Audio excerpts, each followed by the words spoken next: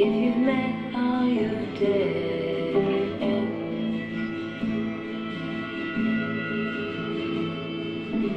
and if you feel there is nothing left to do,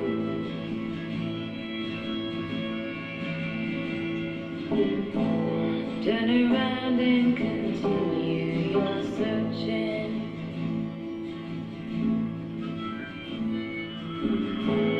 Some light will shine for you. And if you feel your body's on fire,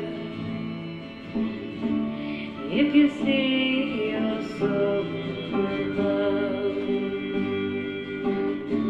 hold your head towards the sky and take a last look at the sun.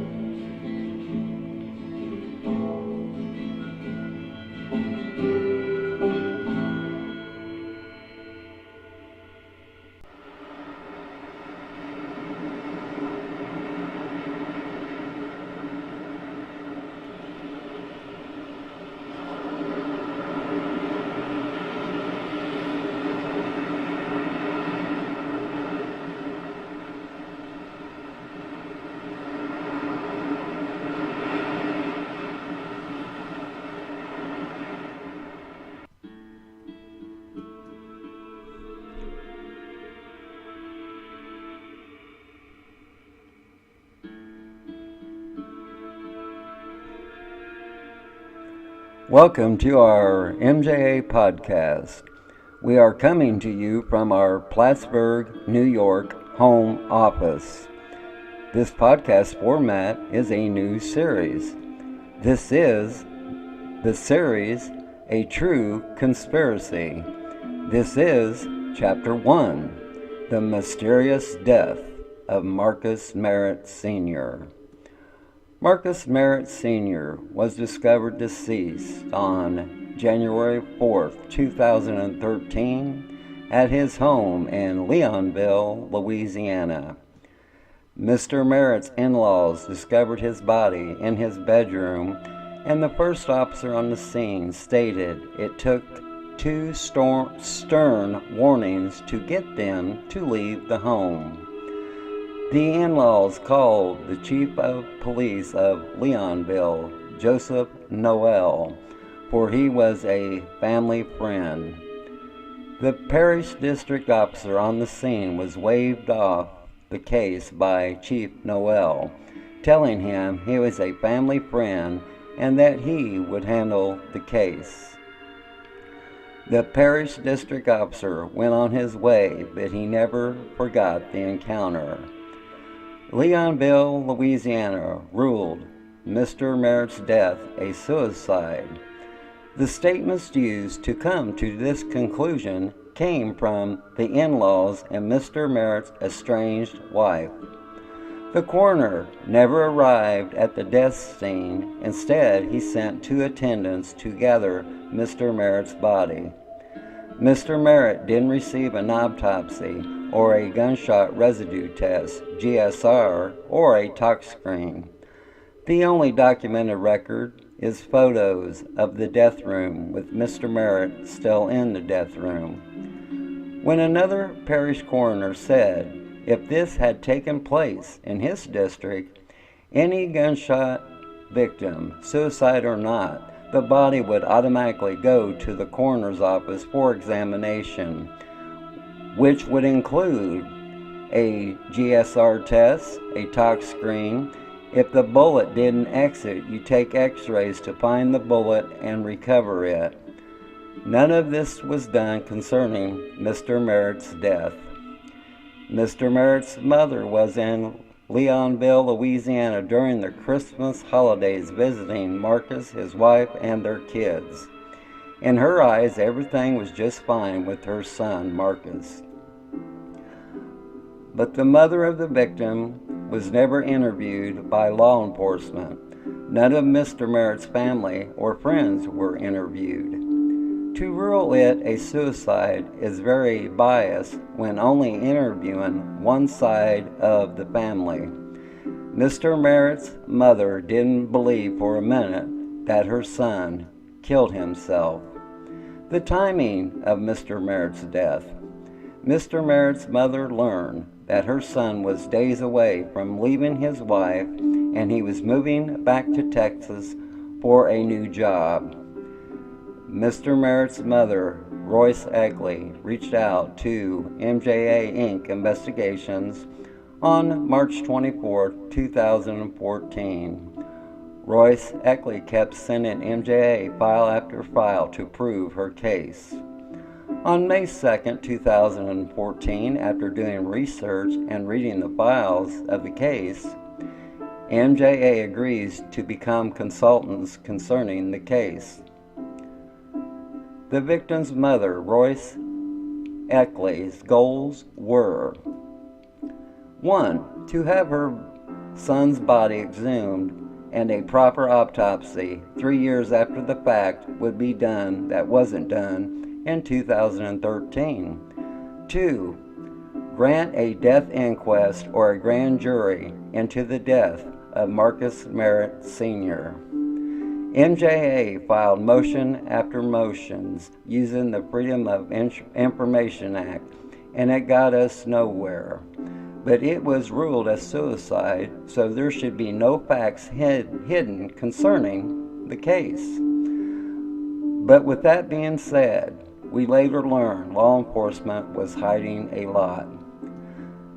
There was a lot of mounting pressure being put on law enforcement from MJA, Together We Stand out of California, and by the dedicated mother, Royce Eckley, that on June 2, 2016, the Louisiana State Police exhumed Mr. Merritt's body and an examination was done on his body.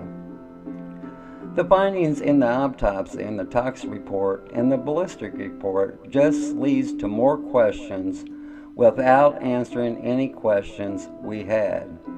But yet the state of Louisiana still ruled it a suicide, and all conflicting statements that came from the case files they had written and was turned over to Royce Eckley on a flash drive.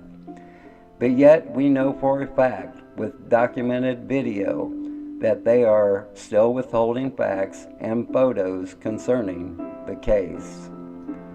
Let's take a pause for the cause. My name is Mark, and I am your host for tonight's podcast. When we return, our co-host to the podcast will join us, and also joining us is our special guest, Royce Eckley, Mr. Merritt's mother. We'll be back in a moment with our MJA podcast, the series, A True Conspiracy. This is Chapter 1, The Mysterious Death of Marcus Merritt Sr.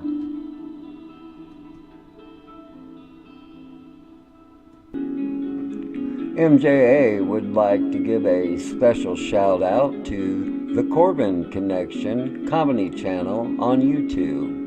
Mr. Corbin is a very funny man with his 3 alter egos. Once again, that's the Corbin Connection on the comedy channel on YouTube. Check it out. Thank you.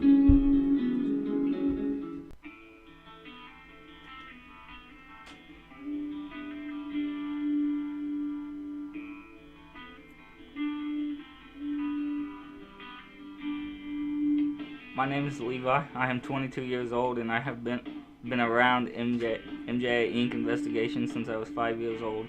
I started working with MJA when I was 13 years old, carrying water, extra land markers, and evidence bags. This was outside the search area where I would meet another staff member on the main path. When I was 16 years old, I started working in the field. I took a lot of tests to earn the right to be in the field, and I have collected evidence concerning one of our cases. Now back to our MJA podcast.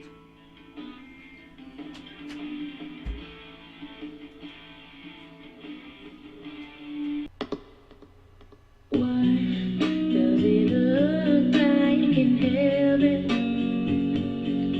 Is it peaceful? Is it free like they say?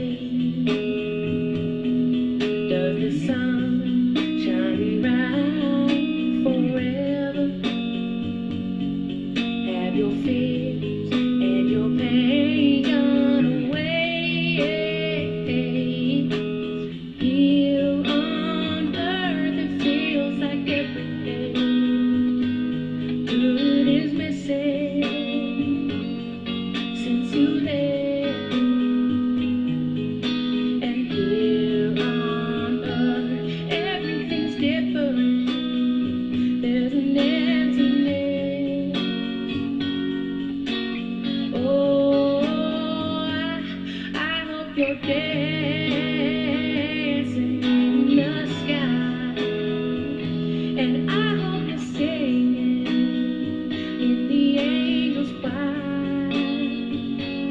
I hope the angels know what they have out there. It's so nice up in heaven since you arrived. Now tell me, what do you do up in heaven? All your days filled with love and light. Is there music? Is there art and invention? Tell me, are you happy? Are you more alive? 'Cause here on earth it feels like everything good is missing since you left. And here on earth everything's different. There's an emptiness. Oh, I hope you're dancing in the sky, and I hope you're singing in the angels' choir, and I hope the angels know what they have out there. It's so nice up in heaven since you arrived. Since you arrived.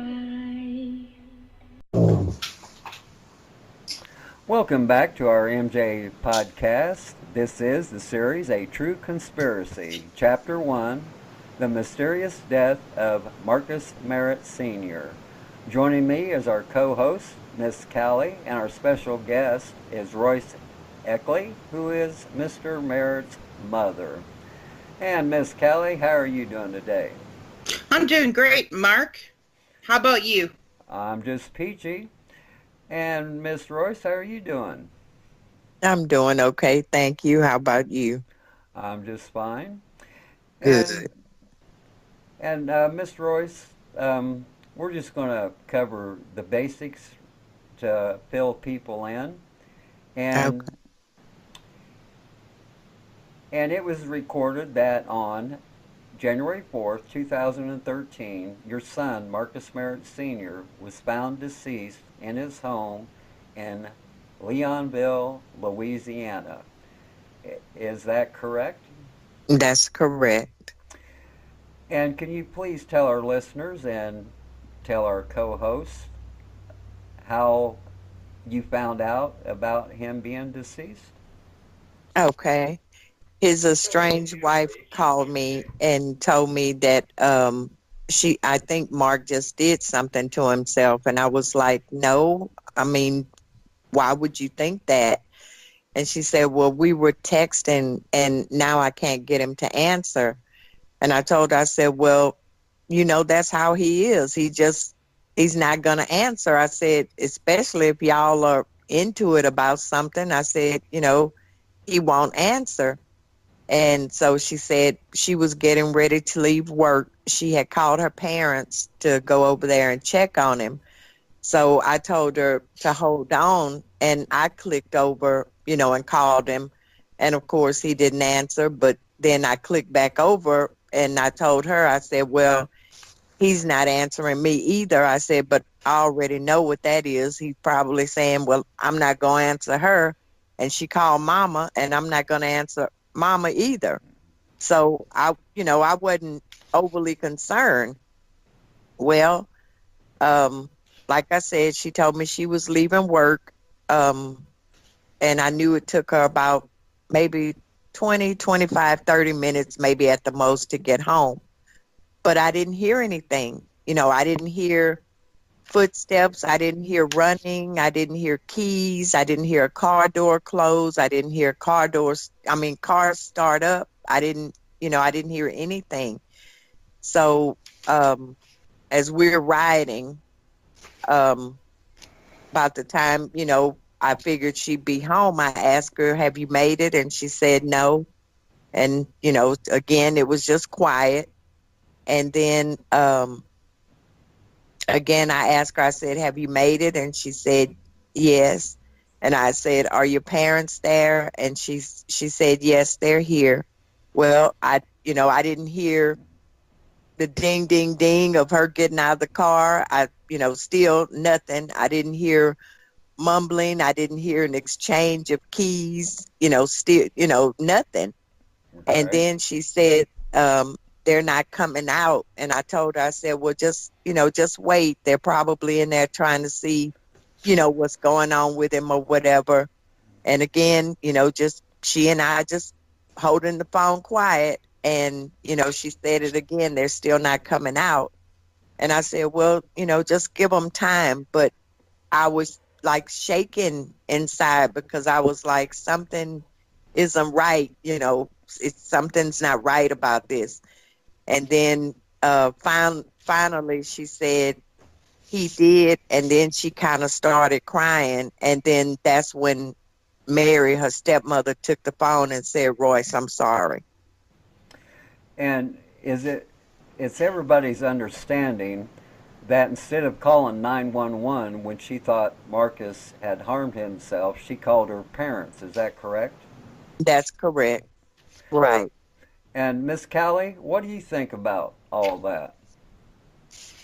I don't know. It's from all that I've been reading and researching on this case. This woman was a very good picture painter, and she painted pictures at work. She painted pictures in conversations with Royce and with even her own parents. And oh my. Well, what I'm talking about is she's on a cell phone. You hear Yeah. no noise. She's supposed No. to be driving home. You hear none of that. So, what in your experience, what does that tell you? That she's not mobile at all. She's right where she was going to be to begin with. Exactly. Yes. She hasn't. There was also conflict over the time that she left work, was there not? Yes, there was. Yes.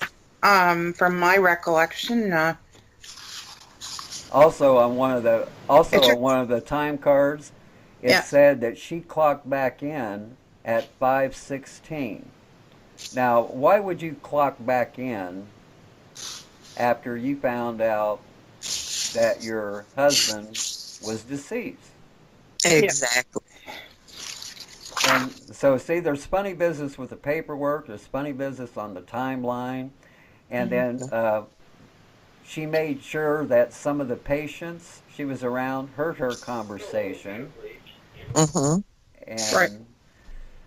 and to me, I mean, in all actual reality, to me it sounded like a whole setup. Yeah, like you said, painting a picture to Right. so she would have an alibi.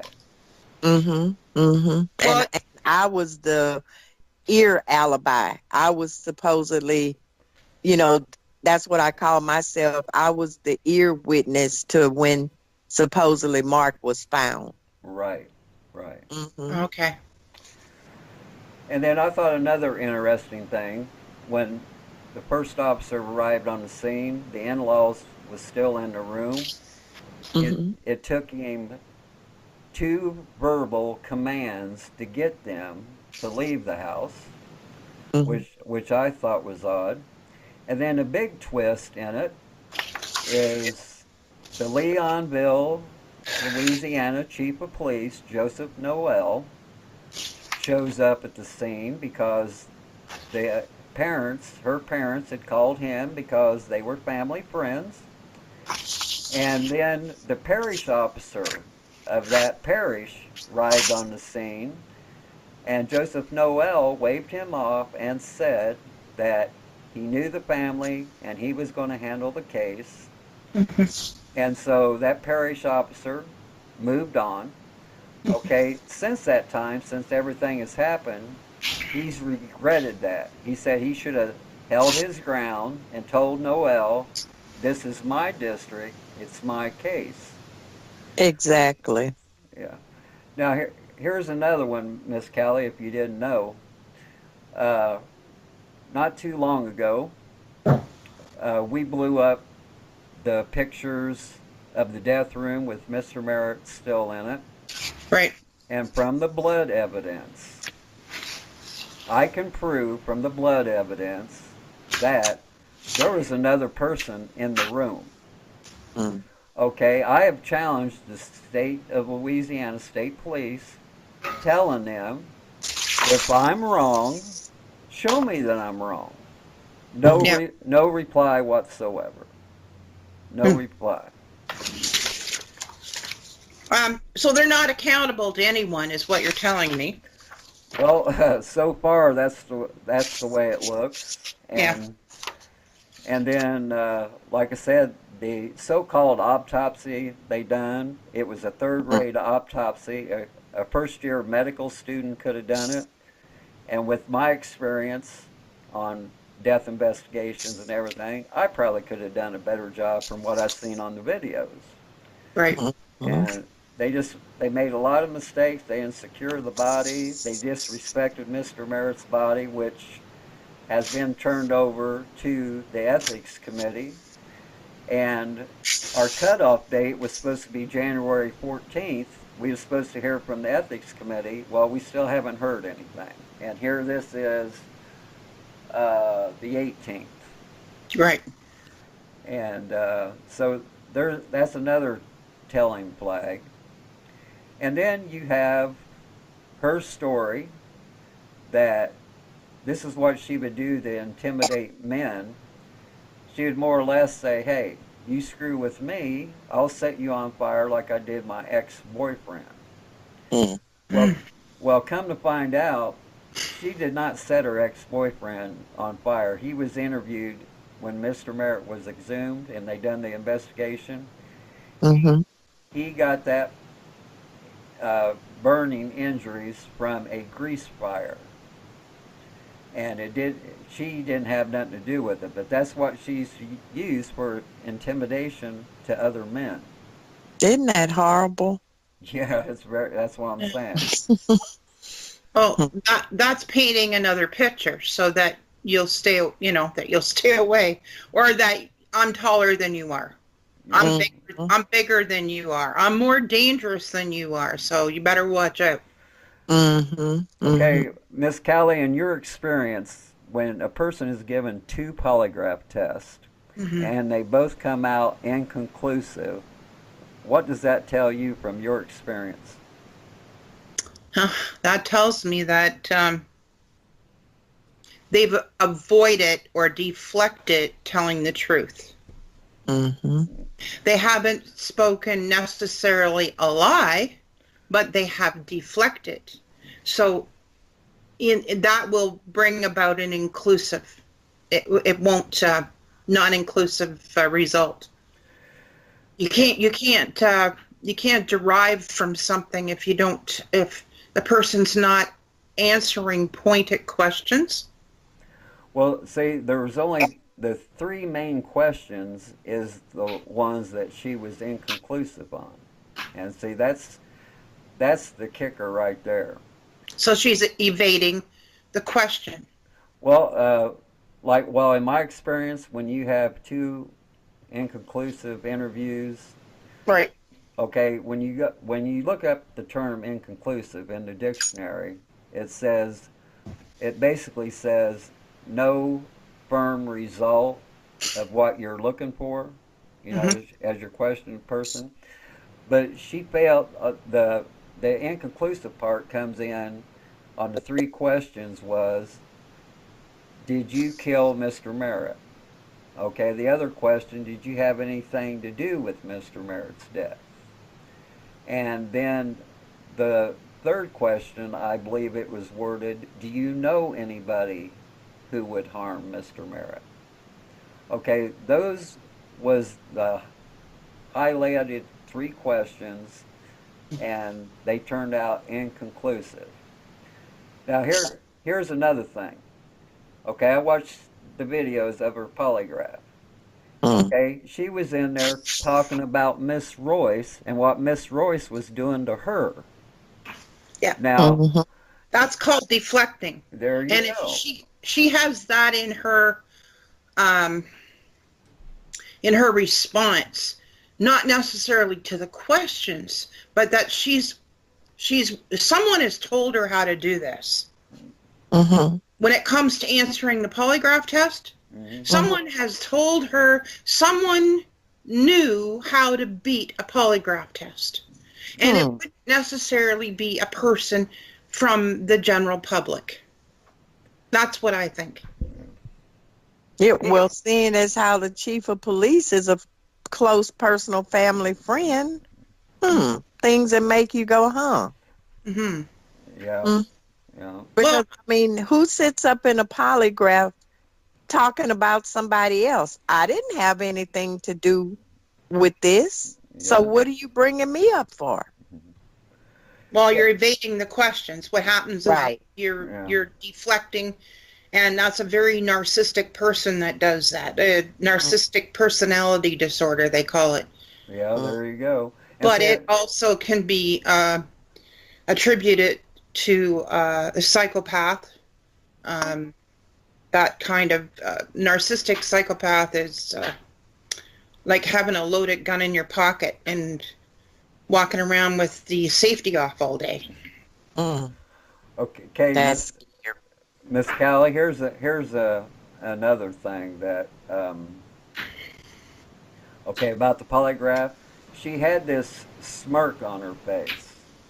It mm-hmm. it got to me so bad that I just wanted to knock it off her face, and that's the truth. I just Yeah, want.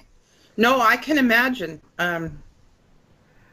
And then, okay, here's another thing, Miss Callie. When we got the paperwork from the Louisiana State Police, okay, all the Freedom of Information Acts we done and everything had nothing to do with Marcus's estranged wife.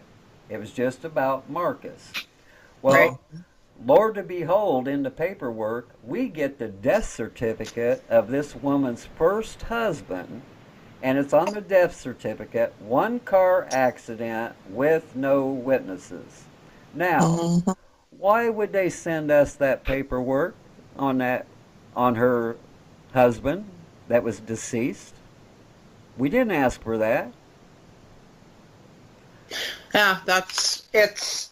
I have that written down here somewhere, and that not necessarily about that, but um, there's a whole defense for her throughout, woven throughout the whole thing. Her, regardless, if a person is guilty of something, Mm-hmm. and it's something that's premeditated or co-meditated, then both people set out to preempt a defense. And there's some telling things too that in the words that she used prior to the day that your son died, and there's that she said things that just like fit together like a puzzle. Mm-hmm. They're preempt, like they're prior to the fact, and this defense is just like it's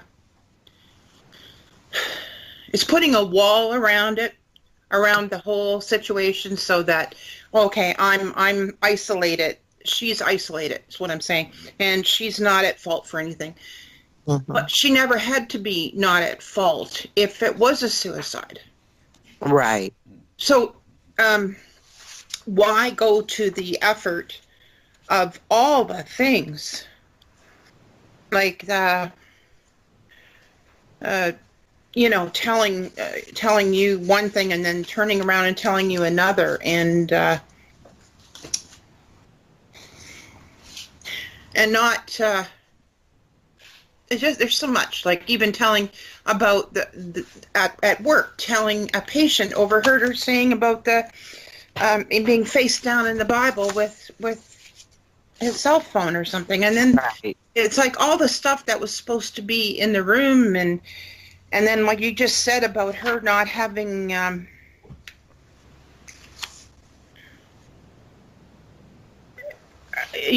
sending you that copy of her former husband's death certificate. Mm-hmm. And there was something else. It took like how long for them to call the 911? 37 minutes. Like who Yeah. does that? Yeah. I guess I'm skipping around here, but back to this defense. Like, Yeah. why is there a defense for her when there was never, it never was brought, well, except through after the fact that, I mean, any police investigator that would be investigating this, she was never questioned about his death, was she? Not Well, at the beginning. Oh, okay, well, was she ever questioned in the light of a possible homicide? oh, I don't believe I so. We don't think so. No. Okay, so I understand that one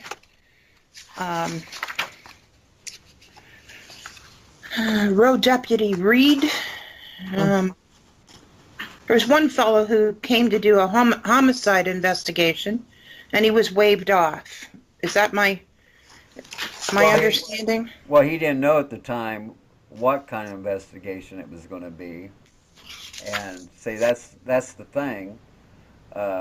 We don't know exactly what Noel told him, but like I said, he just didn't stand his ground, so he moved on, let Noel handle it. Mm-hmm. And then, like I said, by the Louisiana State Police sending that death certificate of her former husband, it was like they was trying to tell us that there's something to this. Now, Oh, if there's something to this, then why aren't they cooperating with us? They're still hiding documents. They're still hiding photos. And well, you might have one arm that's hiding, and the other arm is trying to expose. there you go. There you go. And yeah, that's a hard thing to beat. Now, I noticed somewhere where Royce had wanted to get a grand jury. Yeah, that's what we're asking for: a grand jury or death inquest. What do we need to do that? What needs to happen in order for that to happen? Well, I believe we provided enough evidence it should happen. And see, that's our next step is trying to get this done. But once again, they're still hiding things from us that we have the right to have since they turned around and ruled it a suicide even after they exhumed him. Okay, Right. so there's no reason to hold any paperwork back because it's not an ongoing investigation. Right. But see, I know from the autopsy video, I know for a fact they're hiding photos because there was like 3 different people came in and took pictures with their cell phones. Hmm. Now, if they're private cell phones, that's against the law. But if they're state cell phones, we have the right to have those photos, and they won't give them to us. Who has the right to get that information then if you can't get it? If Royce can't get it and you can't get it, who has the authority over? There has to be someone that has the authority to get that. Yes, and I think that would be well, since their bosses are not moving on this, so Right. to me that would have to be the superintendent to make Okay. to make them turn it over, or a prosecutor, or we're going to have to get out and find a lawyer pro bono to get it done, which it shouldn't be necessary, but No. that's the way they're pushing us that we have no choice. Mm-hmm. And then So the Department of Justice won't help you with this because it's been deemed a suicide? well they haven't really gave a reply as far as the paperwork and everything I sent them. But I see. I did have one person cooperating with us, and it got so bad that me and him now we're on the outs, and because, like I said, I don't play politics, I don't play games and all that, Mm, and it to me it got so he was like stringing me along, you know, mm, and, mhm. and I just can't go, I just can't do that. How about a Right. state representative? Well, like I said, we're gonna have to find a way to get it done. And then, like I said, we have the 5 experts that looked at the autopsy video, and basically every one of them come back and said they believe it was a homicide. And one of the simple facts that they come to that conclusion is all the chemicals that was in Mr. Merritt's system. Here's what they want us to believe. Okay, they want us to believe that Mr. Merritt, to take his life, started drinking household cleaning products. Okay, that didn't work, so he took fentanyl. That didn't work, so he took cocaine. I mean, he had uppers and barbiturates in his system. Mm, Okay, when you're gonna try to kill yourself, you're not going to take an upper and a downer because they're going to counteract each other. mhm. Well, how are you going to shoot yourself after that anyway? Well, Exactly. there you go. There you go. Like you wouldn't be able to see straight, let alone shoot Mhm, straight. And see, that's what I'm mhm, saying. They're like painting a picture. He started with household clean products, then the drugs. Well, that didn't work, so he put the gun in his mouth. Now, mm. I'm saying, if that was the case, then why go through the house cleaning products and the drugs? Why don't you just put the gun in your mouth? Exactly. Yeah, Can I ask why? a question? Yeah. And I'm sorry, Royce, but I'm sorry to ask this, but Mark, in that room, in the pictures, Hmm. did you find anything, paper, or anything that could be used as a funnel? Well, there was a lot of things in the room, and here's another thing on the inventory list. Their inventory list. Yep. Okay, it says they found 3 bottles of medication that belonged to her. Okay, once, and Sevgi Fernandez from Together We Stand pointed this photo out to me. On that dresser where the 3 pill bottles was supposed to be, well, it Right. wasn't. It wasn't 3. There's 5 on there.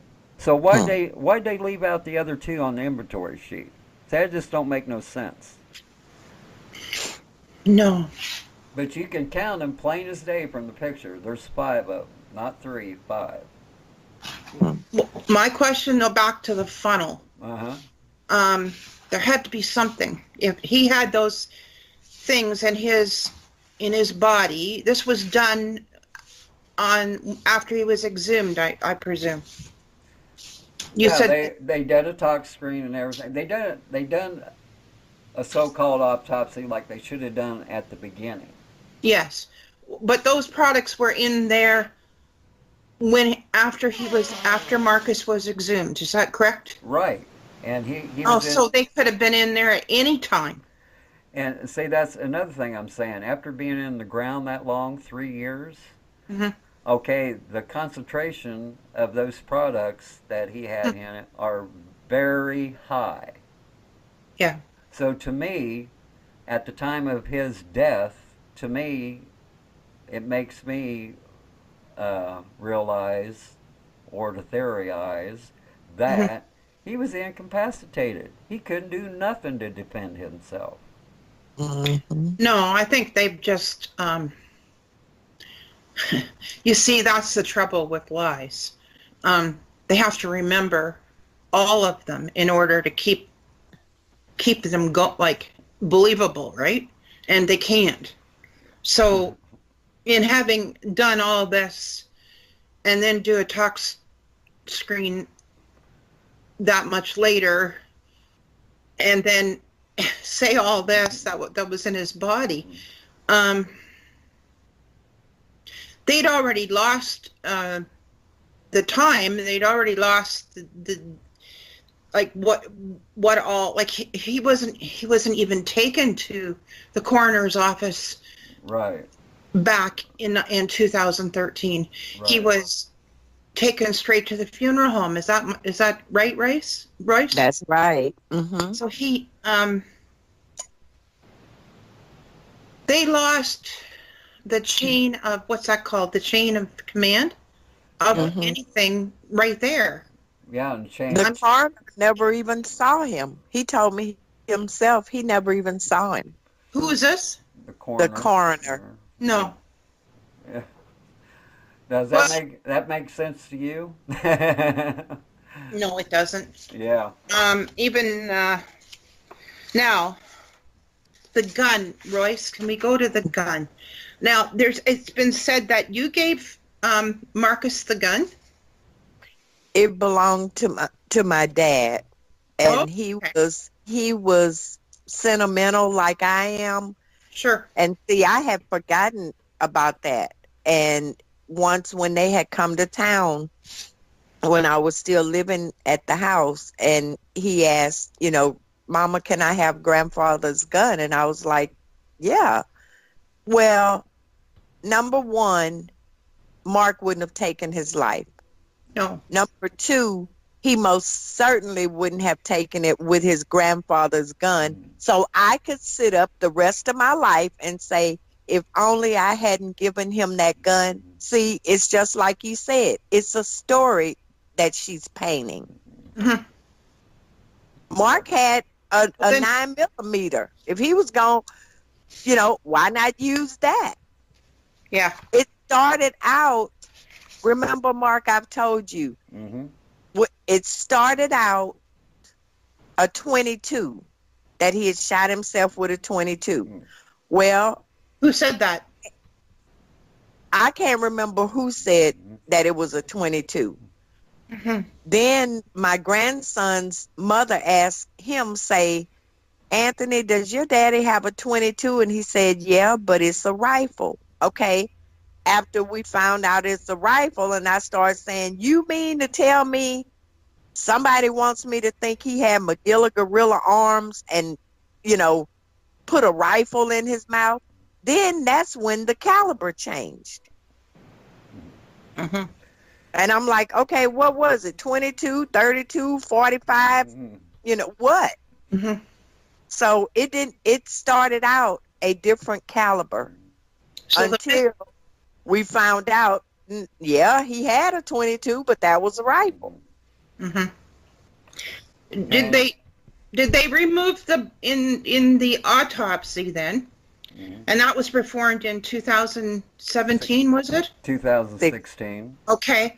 Did they remove the bullet? No, Mark, Well, Mark can entertain you with that.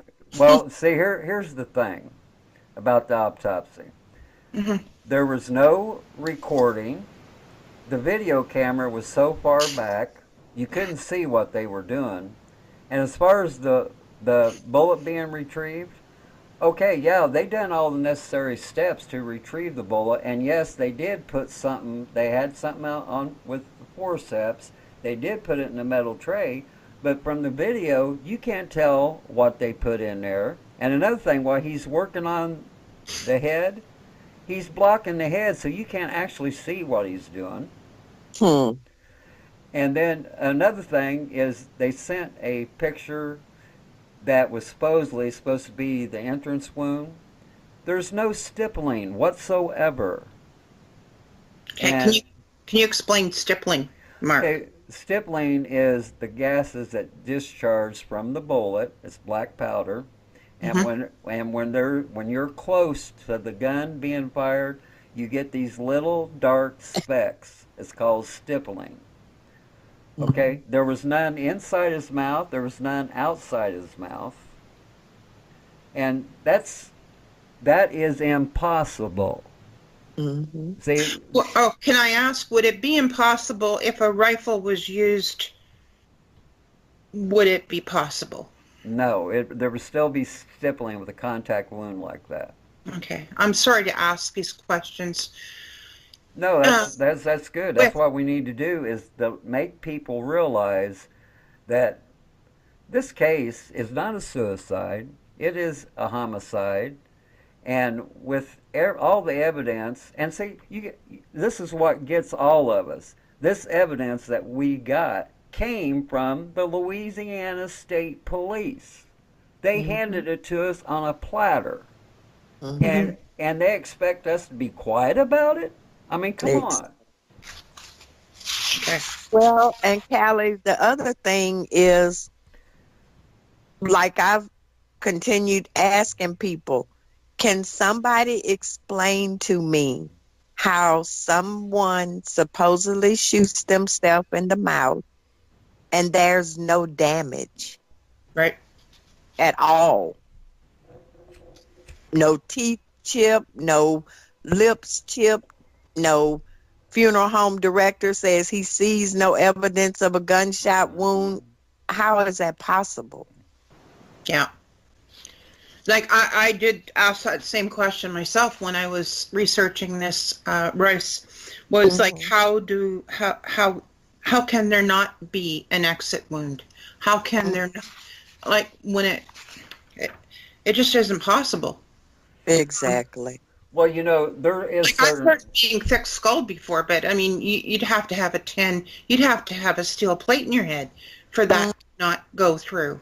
Well, see, Right. there is situations where that could happen, but see, the thing of it is, the entrance wound they showed a picture of is in the upper palate of the mouth. Okay, that's just a little over a quarter-inch thick. Now, a Yeah. 32 caliber, okay, and they said the bullet tried to exit, and they called it crowning. Okay, the barber that done his hair was his barber for 10 years.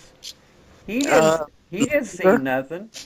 mm-hmm. He didn't see no crowning. Matter of fact, when he got done with Marcus, he went out and asked the attendants what happened to Marcus, and they told him, well, he put a gun in his mouth and shot himself.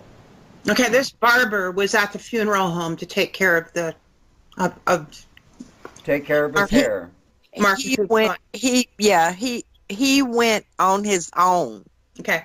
Nobody, he went up there and told him, I've been cutting his hair. I think Jody had been cutting Mark's hair for like 11, 12 years, if not longer. Mm-hmm. And he went up there on his own and told them, nobody is cutting his hair but me. I've been cutting his hair, and I'm going to cut his hair. Right. And he also told me, see, I didn't know that, like, they only cut like the front and the sides. And that's what he told me. He said, they told me to only cut like the front and the sides. He said, and I told them, no, I am cutting his hair just like I've been cutting it. He said, so I cut his entire head. I see. Mm-hmm. And he sees no crowning, which is Nothing. a point of the bullet coming out, but hadn't cleared the skull or the skin. Okay, if he's cutting his hair, he's going to notice there's a bump there. Mm-hmm. Exactly. I think it would be good to get an affidavit from that barber, and I think it would be good to get affidavits from all the other people that have spoken what you know to be the truth, and put this all together and take it to where it needs to go, because obviously these people believe they're above the law. Mm-hmm. That is a huge problem. It is. Mark, But that's state. That's par for the course out there. well, this man was elected, this Chief Noel. Mm-hmm. From what I gather, he was an elected representative of the people, right? Right. Of in his job placement. Mm-hmm. And somewhere I read that, he could do this to anyone. Yes, he could. Yeah. He has done it to someone before. Really? Yeah. So would they make an Teacher, affidavit as well? who? No, he's dead. No, but his family. Oh, I don't know who they are. Okay. I don't know who they are. Okay. Well, I'm just the thing about what I just said about him being elected. Mm-hmm. My understanding is that there have been favors done, a lot of back scratching going on, people getting off on minor crimes, and when you take someone who has that much clout, then maybe they're getting reelected because of what they've been doing. Mm-hmm. And Mm-hmm. there- And here's- that's okay, Go ahead. here's another thing, Miss Kelly. Okay, Joseph Noel gave the Louisiana State Police a statement. Okay, he tells them right in the statement that he takes the death gun and washes it down Mm. before, and he didn't do no testing on it, no DNA, no nothing, and and he still got his job. Okay, if that had been anybody else that admitted that to the state police, they would have had a complaint filed against him. He would have been suspended and with a loss of pay. Well, nothing was done to him. Well, he's elected, so he would have to go through the powers that be would have to come down on that, right? Well, no, the Louisiana State Police could have charged him. Okay. Yeah, because Mr. Merritt was exhumed, they was the head of the investigation. Oh, okay. Okay. So he washed this gun down, and After he offered it back to her, after he asked her, did she want it back? my understanding is she told people that they weren't even living together at the time. Exactly. And then she turned around and lied and said that wasn't the truth. But I read it in the 26-page report, and the landlord's niece is the one who told me that she wasn't living there. Okay. Were his children living there? No, she told me he was living there by himself. And she would make a statement to that effect, I'm sure. Yeah. So, there was something else about that. He was making plans to go to Texas. Right. He had a job lined up for the end of the month of January 2013. Right. And he had a girlfriend. Mm-hmm. And I noticed in here that his ex-wife had, and I'm going to call her that because I believe she was an ex-wife before she was widowed, that she turned that around as well. And she tried to tell you that that was because he had caused her all this pain. He was feeling so guilty. Exactly. Yeah. It's like I said, that makes no sense. No. I do something, I cheat on my husband. Why am I going to turn around and take my life? I was the one cheating. Yeah. From everything that I watch on TV, he's going to take my life. I'm not going to take my own. Yeah, there you go.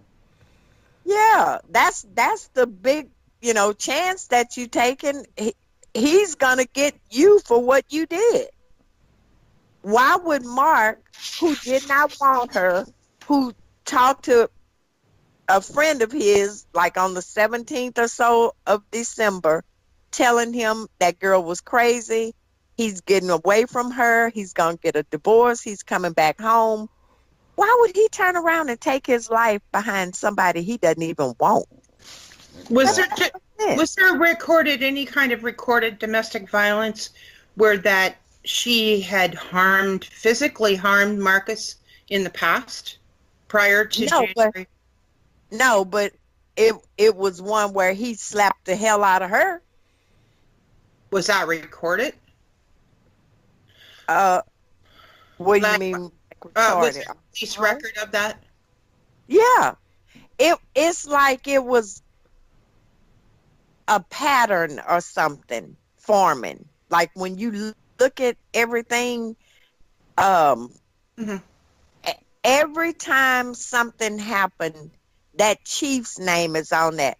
Who goes to jail for not changing their address on their license? He arrested, Oh, he arrested him for that. I'm like, are you kidding me? I'm like, this chief had so much time on his hands that anything happened with Mark, his name is on there. And I'm like, the chief of police usually doesn't be out, really arresting people and all that. Yes, every time something happened, Joseph Noel's name is on it. can I ask if there was any physical evidence, medically speaking, Hmm. of any harm that Marcus is said to have done to his ex-wife? I didn't, you mean like pictures or something? Yeah, like, did she go to a hospital? Did she Oh, get? not that I know of. I just saw the police report, didn't you, Mark? Yeah, yeah. Yeah, yeah, I didn't see I'm any. not trying to paint him the bad guy, but Oh, no. it appears that someone else or Hmm. persons have tried premeditatedly to paint Marcus Hmm. as the even after his death, before his death, tried to paint him as a villain. Right, Oh, yeah. right. Yeah, they Oh, tried yeah. to do that. So what I'm getting at is, like, and I'm using the word paint a lot because that's what I see, and it plays out in so many different ways, like we've just talked about. That the best defense is a good offense, Yeah. and that's what they've done. Mhm. There's just offense, offense, offense, like just putting up barriers before anybody could ever get there. Right, right. Um, and then paving the way to his death. Mm-hmm. Mm-hmm. Um, I have another question about his death, about Marcus's death. Did his ex-wife have, or did Marcus have, an insurance policy where she would have been the beneficiary? Well, see, that's unless Mark knows. They told me no, but I don't believe anything that comes out of her mouth. Well, if But I don't know if Mark has been able to find out anything like that, or I don't know. no, I've called different life insurance companies in that area, and they have no record of it. But you never know on life insurance where he could have got it if he did get it. So Was there an Mhm. insurance? Was there from his former employer? I don't know who he worked for before, but would it possibly have been something through his work? I don't believe so. Okay. Well, Have you ever checked with Volts, Mark, to see if he had one? Well, my understanding on when somebody leaves a job or that they're Hmm. terminated, Hmm. all benefits stop within 30 days. Okay, okay. I, Yeah. So see, I have no idea. But I remember um like when I tried to get the death certificate and Pastor Ford told me she didn't want it released. I'm like, "What?" But I ended up getting it from her and she said something about it was sent to the credit union. And I'm like, "Why would they send a death certificate to the credit union?" he must have had an account there. Mm-hmm. Yeah. Yeah, that's another thing. When you have accounts and stuff like that, yeah, you do have to produce a death certificate for whatever reason, Mm-hmm. and that goes for on a lot of things. Anything she Yeah. would try to collect, she'd have to produce a death certificate. Um, Well, how did she produce a death certificate when he passed away Friday and she went and filed for Social Security Monday? They didn't have a death certificate yet. yeah, yeah, and see that's another thing about that. It's um, like you said, once again, they was painting a picture. They had it all boxed in, tightly, neat. Wait, was she awarded Social Security on the Monday? She went and filed a claim on Monday. Okay. And how do you do that? Because normally death Yeah. certificates don't come in until after you've had a funeral and all. Mark passed away on Friday. On Monday, she was at Social Security filing a death benefit claim. How is that possible? Well, there might have been some kind. Well, it wouldn't be a death certificate she'd have, but could you not use something else, like from the sheriff's department? But Possibly. look what I'm saying, Callie. Who even thinks about that? Yeah. Your husband just supposedly unexpectedly, just out of the clear blue, Hmm. took his life, passed away, and you're thinking about going to Social Security, filing a death benefit claim? Yeah. Aren't you supposed to be sitting somewhere twiddling your hair? Yeah. Yeah. Mm. Well, we know what most people would do, but yeah. You have it all planned and staged out. You already know what you're going to do. Yeah. Yeah, Mm-hmm. and see, that's the thing about okay, in the death room, okay, where Marcus's body ended up. Okay, I have one engineer, mechanical engineer, reconstructionist. This is what she does for a living. Okay, she tells me that the position that Mr. Merritt was in, it's impossible. It defeats the laws of gravity because he would have had to do a 90-degree turn to end up where he did. Okay, another thing is Mr. Merritt was right-handed. Okay, but the gun is found on the left side of him. Okay, I done a simulation. Okay, the gun was okay. If Mr. Merritt had his left arm stretched out, the gun was a foot and a half to 2 feet away from if he had his arm extended. Okay, if he's right-handed and he fell to the right, how did the gun get clear on the left side of it? Hmm. I don't Yeah. know. That, Somebody sitting right there. that's a really good question. And his his in-laws were in the house for a long period of time, it's my understanding, Yes. prior to. I mean, if you find someone who's been shot or who's dead, Mm-hmm. do you stay inside of the house just waiting for someone to Oh, come?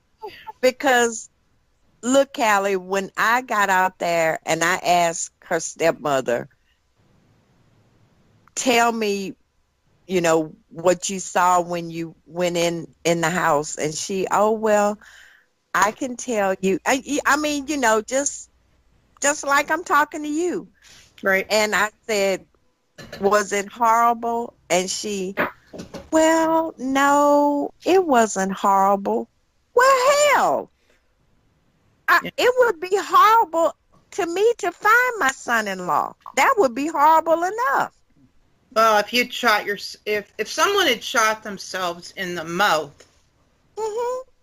It where would be horrible. where would the blood be? Where would the wouldn't there not be blood? Would there not be like Okay, here's a good would you point not on be that. gassed by that? Like Exactly. And that's just how she said it. Well, no, it wasn't horrible. And I'm looking at her like, how could it not be? yeah. Okay, Miss Callie, here's another tell sign about the blood evidence. Hmm. Okay, most of it was on the comforter of the bed. Okay, parts of it was pooling in the creases of the comforter, and some of the blood had done started to dry. You could tell by the photos. And then another thing is, I didn't catch on until later, was on the comforter, like I said, it's soaked in blood. Right. Okay, there's two white voids on the comforter. White witch? White voids. Okay, Okay. that means something was laying on the bed when Yes. he was injured. Right. And whatever those items was taken with him because they wasn't found on the bed. And then another thing about the blood evidence, like I said, I kept blowing it up, kept looking at him. Okay, I find 3 cast-offs on the dresser or the nightstand, whatever they want to call it. They call it 2 different things. Okay, it's going from like the second drawer down, clear down to the floor. There's 3 of them, 3 cast-offs. Okay, when you kill yourself, you don't have a cast-off blood. See, it's not possible. How far was this dresser away from his body? He was leaning up against it upright. Now here's another thing. What? With his head up. His head wasn't down, it was up like he's looking right at you. Mm.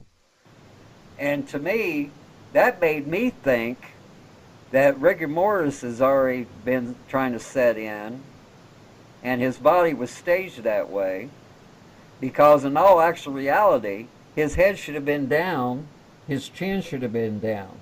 But if you look at the photos, he's like looking right at you, upright against the dresser, looking right at you. At the corner of the dresser and the center of the dresser? Center of the dresser. That is not possible. Exactly. Now, here's another thing. I keep going. I keep going. Okay. I find 3 gravitational blood drops behind Mr. Merritt. Okay, if he was kneeling on the bed like they claim, reading the Bible and all that, using his cell phone, texting and all this, okay, the blood was behind him near the wall.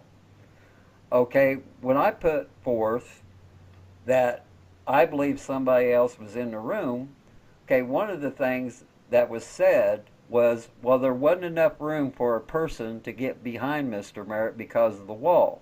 But yet, in one of the photos, you see an evidence tech standing right where I said this took place at.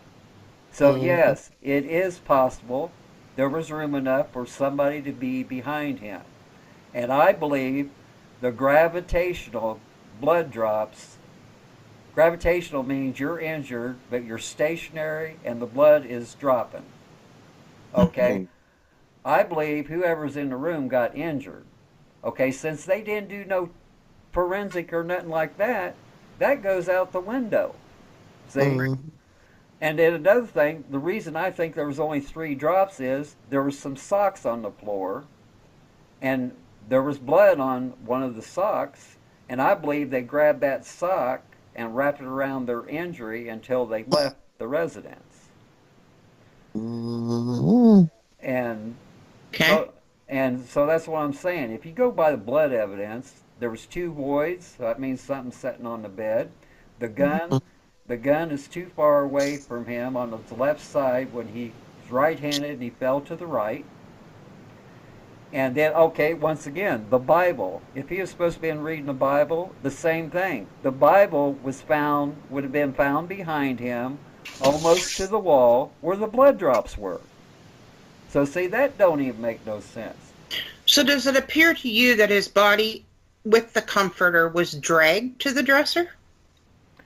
Well, not with the comforter. Comforter was still on the bed, but I believe with all my reasoning and all my training, and if you take physics into consideration, that his body was staged.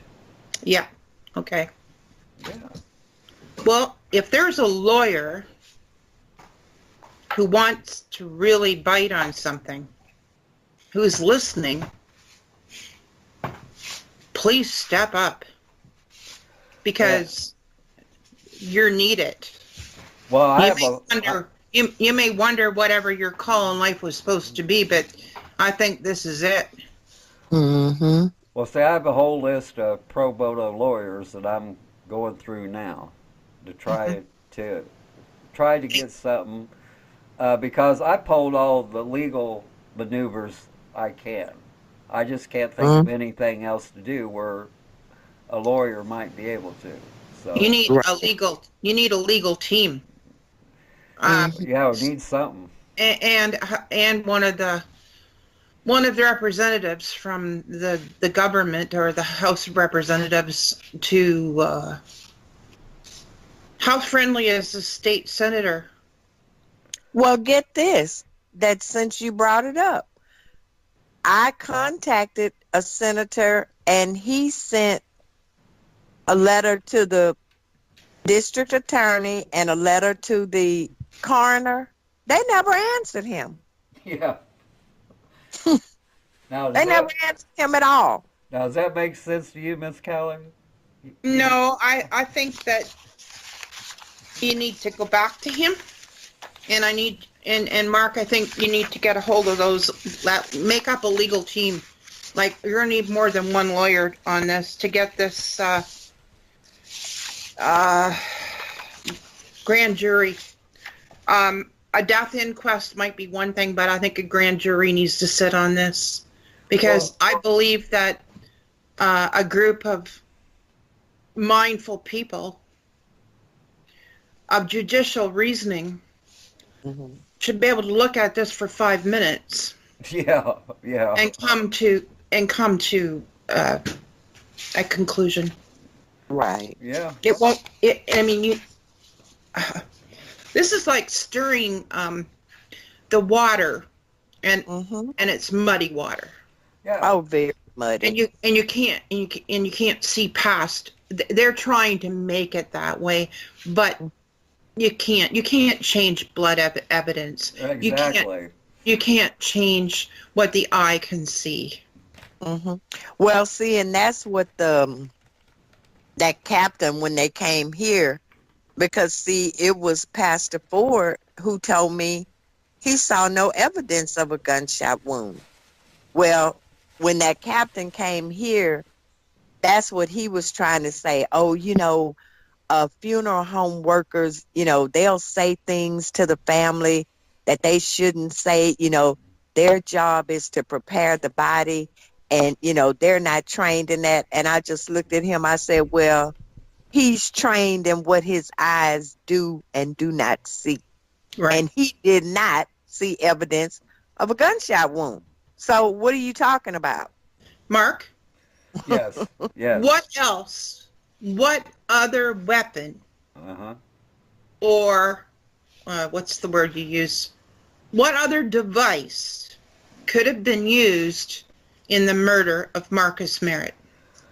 Well, truthfully, the way the entrance wound looks to me, now people's going to laugh at this, but No, go ahead. I believe a 4-inch ice pick was used. That makes perfect sense.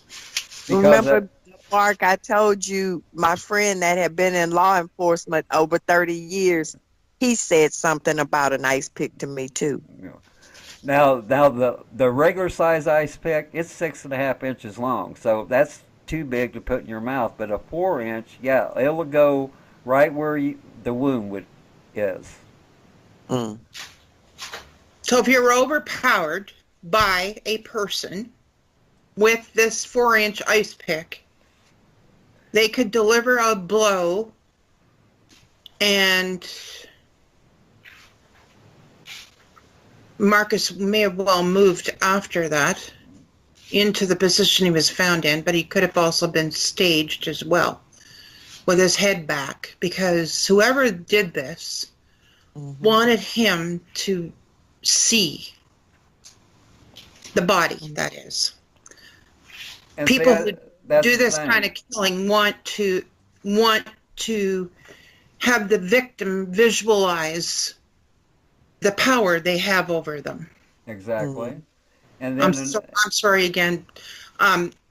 Royce, I know you've been through a lot and you've heard a lot, and I just hate to say these things Mhm. with your It's being okay. in the earshot, because mortifying. It's absolutely horrific what you have Mhm. lived through.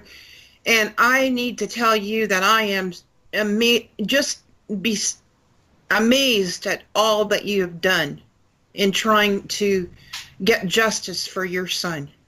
Thank you. I've looked through, researched videos and podcasts, and you've been everywhere. Mhm. Like, Mhm. maybe Zimbabwe didn't find you yet, but you know, Really. like, you've been the case has been mentioned all over the place. oh Mhm. yeah, UK, Um, and UK, we've yeah, been on there I think three times now. yeah. Mhm. Mhm. But Royce herself, she's been like everywhere. I mean, Yeah, I'm just good for you. yeah. Thank you. Don't give up hope, and don't I give up won't. the fight. I won't. You you guys, you need a legal team, Mhm. I believe. And Mr. Lawyer, Miss Lawyer, whoever you are, we need to be politically correct these days. So Right. um, yeah, you're needed. Mhm. And if you can hear this, please stand up. And Mark, yeah, you guys need this. And that state senator, you need that person. And the fact that no one got back to him, that is so telling. I mean, they obviously still they think they're home safe. Yeah. Yeah, because I even asked, like I would call you know, periodically to see if they had answered. And his assistant, she was like, no, ma'am. She'd be like, not yet. And, I'm like I did you, Mark, every week, Yeah. Yeah. I'd call her and ask, and she told me, she said, Miss Royce, they never did answer. And the last time I checked, I was told at that office, that I was going to have to hire somebody.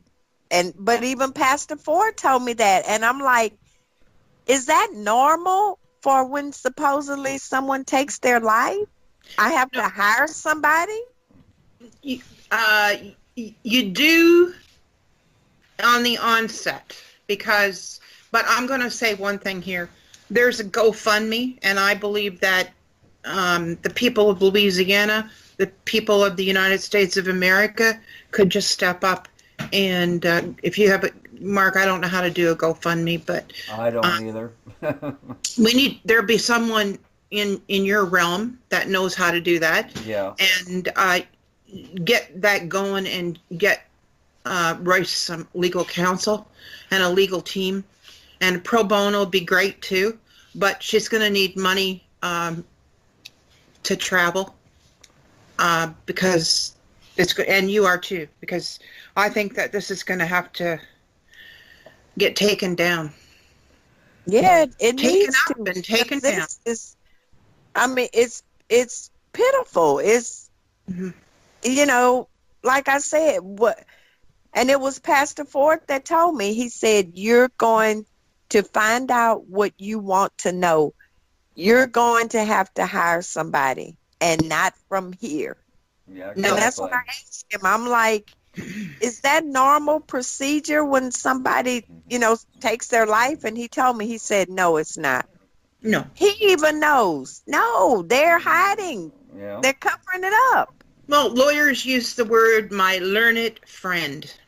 Hmm. Yeah. Yeah. So, and that's okay too, but you want to make sure it's somebody from that isn't going to kowtow, or isn't going to, um, Buckle under their pressure. Well, you don't need two back scratchers. Yeah. Mhm. You know, you don't.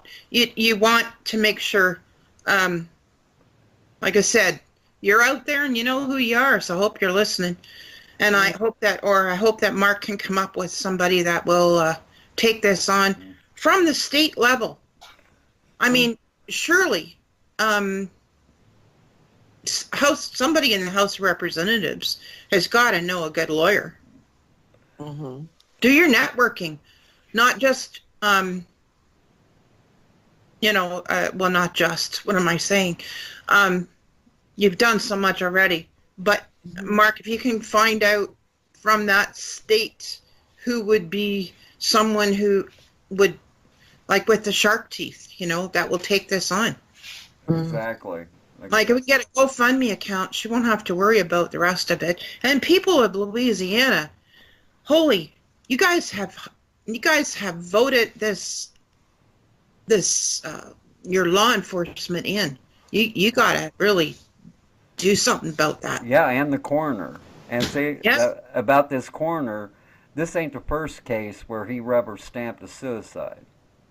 And Mhm. one of the other cases that I know about, it's a blatant homicide. And how I know this is, the woman was like 86 years old. She's sitting in her recliner rocking chair. She was shot in the heart, but yet the gun was 20 to 30 feet away from her body, and the door going out of her residence, there was a bloody thumbprint. Okay, Dear God. if she committed suicide, how did that all happen? What kind of Magnum was it? It would have to be such a high caliber handgun that it would have to flown across the room. Yeah, and then like I said, how do you explain a thumbprint Yeah. of blood? On the door. Yeah, it just Mm-hmm. and see that's what I'm saying. It's just one thing after another, and see Well, that's this sounds to me like there should be a judicial inquiry on the whole system from the top down. Is there any kind of is there like the state, not just the State Department, but the Department of Justice for the United States, will they not look at this? they haven't, so far as everything I've sent them. I mean, it has. Well, let's put it this way. I looked at it like this. Not too far from Leonville, there's a town called Hammond. The Justice Department went in there and had to take over that police department because it was so corrupt. You're talking the Justice Department of the United States or Right. of the state? No, of the United States. Okay. My thinking was after they got done with Hammond, they would go over to Leonville. Well, that didn't happen. Okay. So they haven't received enough reports. They haven't received enough noise. Well, I've sent them everything I have, and the guy. No, And I've sent stuff too. Yeah. okay. Who are the other people then? You're going to have to get those other people to make statements and start knocking at their door. Oh, we got recorded statements. Yeah, we've interviewed a lot of these people. That was recorded. So have you asked them why they're not doing anything? Oh yeah, but they don't reply. It's crazy, Yeah. Callie. That's what he's telling you. Like now, I even, because since the captain told me that they didn't do a toxicology report, and since that fell in our laps, I emailed him the toxicology report and asked him, what have we here? I said, oh, look, it's the toxicology report that you told me y'all didn't perform. Would you care to explain that? If he answered me this TV answer, they do not answer anything. Like if I sent, the other day, I sent the report, Mark, that you sent me. Uh-huh. Yeah. Crickets. Yeah. They don't say, they do not, nothing. Nobody, any, whatever I send, or if I call people or whatever, it's like they walls just everywhere. So it's ask me no more questions and I'll tell you no more lies. Yeah. Exactly. Yeah, No, That's exactly. here's another thing that's interesting, Miss Callie. Miss Royce is sending me all this paperwork, and I'm looking at it, and I'm looking at it like 2 or 3 times because I can't believe what I'm reading. Mm. And I'm going, how in the hell did they rule this a suicide? And this is before we got any police reports, the autopsy, all that. This is just what Miss Royce had. And I'm Mm-hmm. thinking, my God.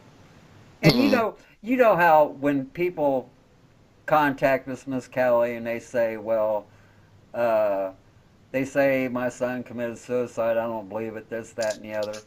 Well, Mm-hmm. a lot of times it is a suicide, and the parents just can't come to that terms. Yeah. Okay, but with Miss Royce and what she was sending me, there was no way to make that comparison because she was dead on the money. Hmm. Mm-hmm. And then after we got the reports and everything, that's another thing. One page would say one thing, the next page would say a different thing. Their own reports contradicted each other. Exactly. And I don't understand that. And still do. It's like I told Mark, did you notice on the autopsy report it tells you up in one line no fractures and all of this? And I Right. say, and then you came down several lines later and all of a sudden he's all fractured up. I'm like, well, when did he do all of that? You know, you just said there were none. Yeah. And Miss Callie, I don't know if you know this or not, but here's one of the reasons that the ethics committee uh, got involved is okay. They knew since they was given copies of the autopsy videos, somebody was going to be watching that, and they more or less knew that it'd be Miss Royce investigator. Okay, now here's what they done. Now, Mr. Merritt's decomposing. Okay, his body's already open. Right. Okay, okay. They could have took tissue samples and all that with just the way his body was. But here's what they done. You know what a bone cracker is. No, and I don't want to. I'm Okay, sorry. a bone cracker is when they do an autopsy and they they go right up the center Oh, to okay. split the rib cage so they can take samples. Okay. Okay, this guy done that, but he didn't take no samples or nothing. He just sewed him right back up. What?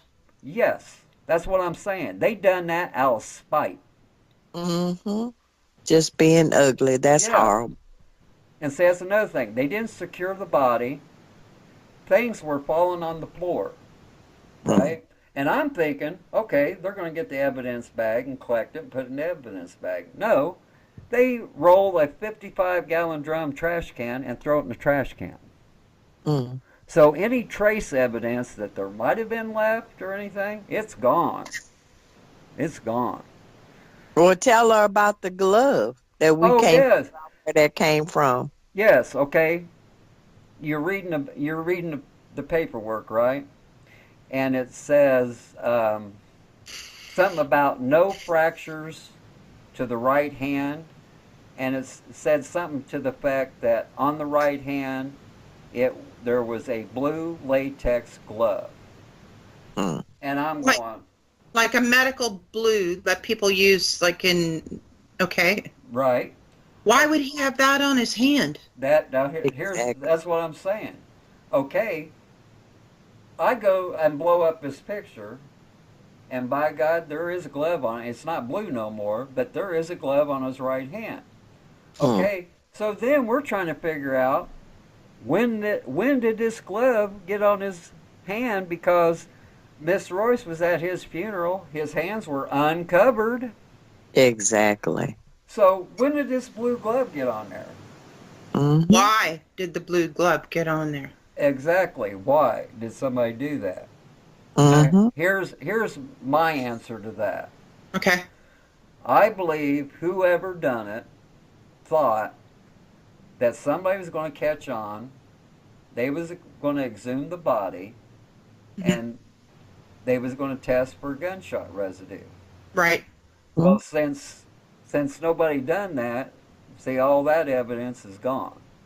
See, and see, that's what I'm saying. There's Wait a minute. Pardon? You mean that because the glove is on there, they can't test for the gunshot residue underneath it? Not after 3 years of decomposing. No, you're not going to get a result. Yeah. I thought they could still maybe do well, and they didn't test his hand anyway. Still. Yeah, right. And see, that's another thing. What, would there not be gunshot residue in the glove? Well, that's, that is a very good possibility, but it wouldn't be on his hand anymore because of the decomp. But the glove itself, yes. But once again, he was placed, they didn't test it. Right. They didn't take it off of him and test it. They put him right back in the coffin with it still on. And see, here's another thing. Well, maybe when he comes out again, because he's surely gonna have to. Well, they'll test it. Well, that's the thing. We really hate to go that far, but there's no saying how or who had that glove on before that. Well, see, the big question is, when did it get on there? When Miss Royce was at the funerals, his hands was uncovered, and they put him out in the limousine to go bury him. So when and where and who put that blue glove on? Well, I could shoot a gun right now. Yeah. In theory. Yeah. And put a blue latex glove on after. Then transfer that onto the hand of a deceased person. Do you get where I'm going? Yeah. You get where I'm going with that? Yep. Yep. So you could transfer false evidence. That glove is not. But see, what we're showing you is when did it get? It doesn't matter what's inside of it or none of that. No. When did it get put on his hand? When I stood next to him numerous times in that church, and right before they closed his coffin, he didn't have a glove on his hand. But when did somebody open it up and put that glove on his hand? Because that's the only way it could have happened. When his body was exhumed, who exhumed the body? The Louisiana State Police and the... Who was with the body all the way to the coroner's office to have this autopsy done? Well, they were. Yeah. I was following behind them. Yes. Who was in the... hearse? With the body. Was the body in a hearse or was it in a medical emergency vehicle? It was in like a van. Okay, that would be the medical. So there would be room for a person, and there should have been a person sitting beside, in the back with the body. Right. Because you can't lose the chain of command. Am I correct? Right. Right. So there's your opportunity. Oh, okay. Yeah, see, that's the only thing we can think of, because there was no room to do it at the funeral home where everybody's watching. No. So it didn't have to be an old glove. It didn't have to be. It could have just been a light blue colored glove. And I could take a gun and shoot it right now, put that glove on, and then transfer the black powder to the corpse. And see, that's what I'm saying. If that was the case, wouldn't you think they would have took that glove and tested it and would have said, well, hey, it shows positive for gunshot residue? You would think. Yeah, but they didn't. See? No. No, they didn't. But they made you guys. They let you guys know that they had done that. That is a message to you to say that we have done this. We have sealed the case. Yeah. But saying, thing about it is they haven't sealed anything when you have the ballistics report in there that the supposed bullet that y'all took out doesn't even match. Yeah, that's another thing. It's not a 100% match. What? And it's on their own report. The Exactly. Louisiana State Police tested the gun, and it says right on the report, there's similar characteristics, but they can't say 100% it came from that weapon. Because they've never tested the original weapon.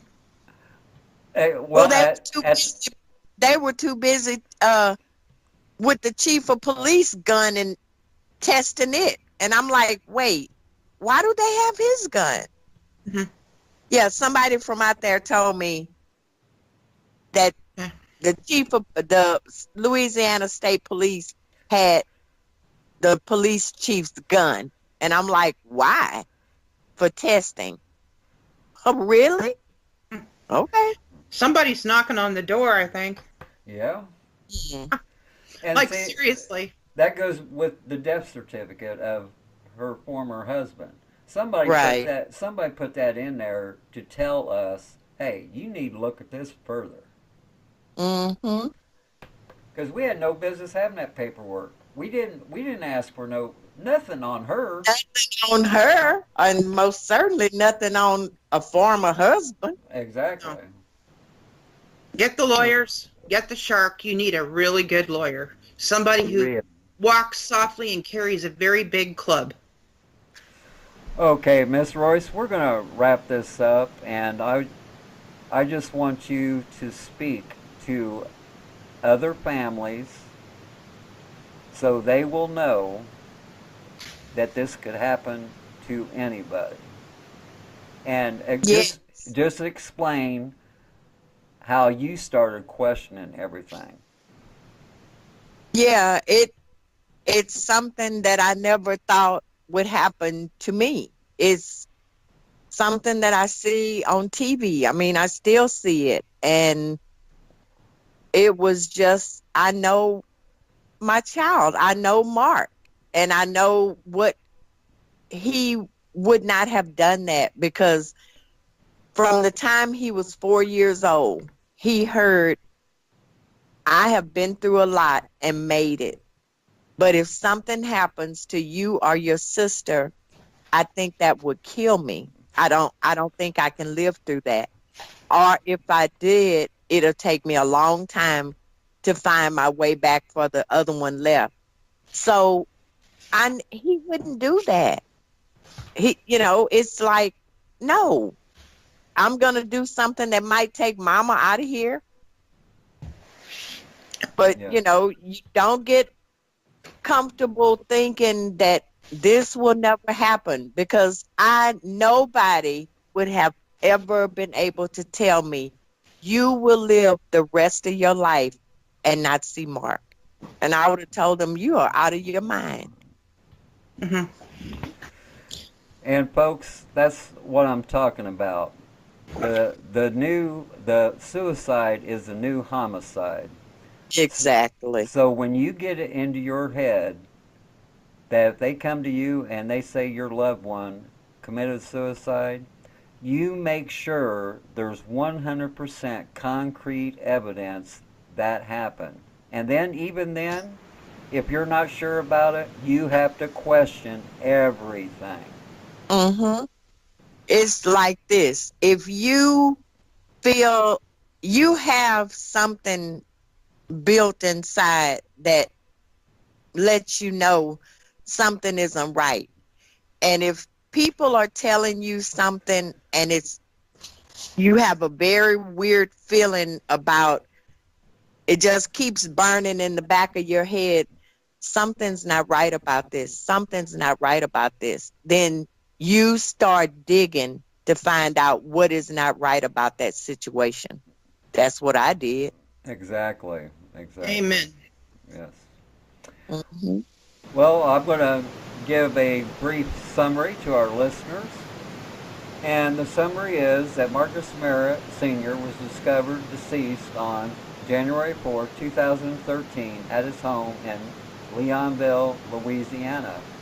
There was no autopsy or gunshot residue test, which is very odd when they claim he committed suicide. So you had no gunshot residue test, no autopsy. They just put him in the ground.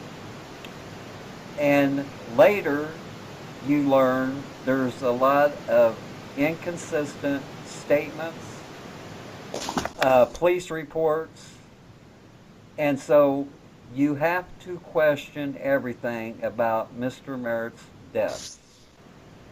And I would like for all the people that knows about this case, I want you to contact anybody you can contact in the state of Louisiana that has the power to move this case forward, because all we're asking for is a death inquest or a grand jury, and I believe we have produced enough evidence to have what we want. And once again, when you have a death inquest or a grand jury, it's people from that community. And so the community needs to get involved, or this is going to happen to somebody else. And they're going to walk away scot-free. I want to thank Miss Royce for coming on the show. Thank you for having me. Oh, dear, it's my pleasure, because we're going to carry this to the end. I'm telling you, we're going to cross that goal line one of these days, Okay. and then hell will be paid in full from all of them it was involved. Okay. And so I just want you to hang in there a little longer. I know you've been patient. I know we've been trying to do, well, both of us, we've been trying to do everything we can to get this moved forward. It just hasn't happened yet. So, like I said, we're just going to keep it in the public's eye until somebody gets enough of it and says, hey, something has to be done. Okay.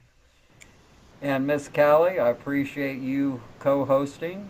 I know this was your first time, but like I said, Paula, she is under the weather, so she's not going to be around for a while. And so I'm glad you could take over her duties. And I very well appreciate it. And because It was nice meeting you, Miss Callie. Nice meeting you too, Royce. And Okay. thank you, Mark, for all your commentations. And I really do hope that Paula gets better quick. Okay.